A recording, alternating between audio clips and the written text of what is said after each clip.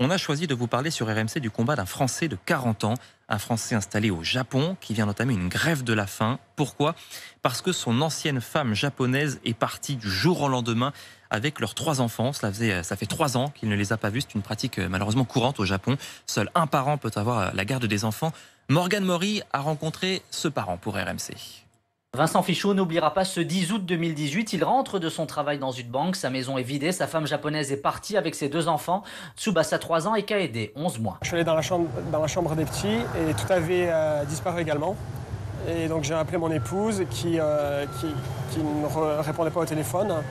Et je me suis rendu compte que mes enfants avaient été enlevés. 230 000 € d'avocats et de détectives privés engloutis. Pas une seule nouvelle de ses enfants et de sa femme depuis ce jour. À 300 mètres du stade olympique de Tokyo où aura lieu la cérémonie d'ouverture des JO le 23 juillet.